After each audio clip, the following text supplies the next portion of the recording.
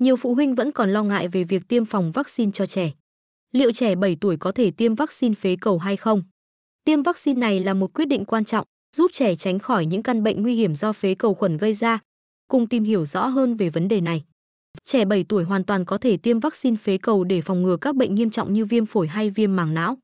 Vaccine giúp xây dựng khả năng miễn dịch bền vững cho trẻ trước những nguy cơ từ môi trường xung quanh. Có 3 loại vaccine phế cầu mà trẻ 7 tuổi có thể được tiêm: Prevnar 13, Valsartan và Pneumovax 23. Mỗi loại có công dụng và hiệu quả riêng, bố mẹ cần tham khảo ý kiến bác sĩ để chọn lựa loại phù hợp nhất cho trẻ. Việc tiêm phòng không chỉ bảo vệ sức khỏe của trẻ mà còn góp phần bảo vệ cộng đồng trước các bệnh dịch. Trẻ 7 tuổi nếu chưa tiêm mũi nào trước đây, việc chủng ngừa là rất cần thiết để ngăn ngừa các bệnh nghiêm trọng. Chăm sóc trẻ sau tiêm cũng rất quan trọng, bao gồm theo dõi sức khỏe và đảm bảo trẻ không gặp phải phản ứng phụ nào nghiêm trọng.